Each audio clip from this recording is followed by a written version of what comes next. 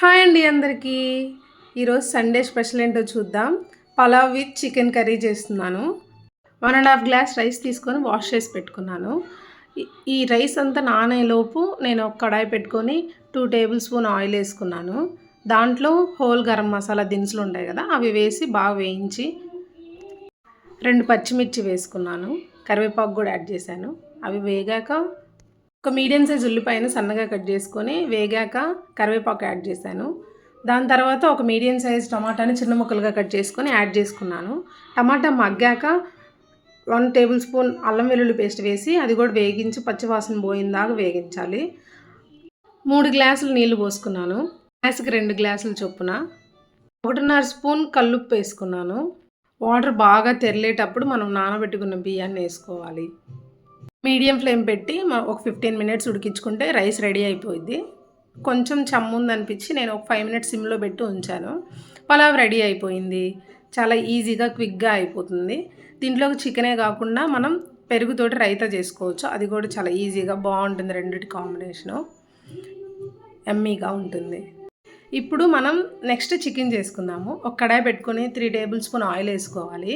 2 పచ్చిమిర్చి కట్ వేసుకోవాలి. కరివేపాకు వేసుకోవాలి. 3 మీడియం సైజ్ ఉల్లిపాయల్ని చిన్న చిన్న ముక్కలుగా కట్ చేసుకొని గోల్డెన్ బ్రౌన్ వచ్చిందాక వేయించుకోవాలి.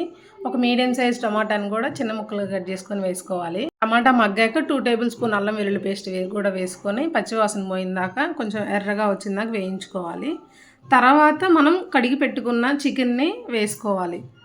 వేసుకున్నాక ఆ చికెన్ అంతా నూనెలో బాగా వేగాలి. నీసు వాసన పోయిందాక 5 మినిట్స్ మూత పెట్టుకోవాలి. 5 మినిట్స్ తర్వాత చూస్తే మనకు అది చికెన్ బాగా కలర్ చేంజ్ అయ్యి ఉండిద్ది. అప్పుడు మనం సాల్ట్, పసుపు యాడ్ చేసుకోవాలి. అవి వేసాక ఒకసారి బాగా కలిపి మూత పెట్టుకోవాలి ఒక 10 మినిట్స్ వరకు. బాగా ఆ చికెన్లో వాటర్ అంతా వచ్చి ఆ చికెన్ అంతా బాగా మగ్గనివ్వాలి ఒక 10 మినిట్స్ వరకు.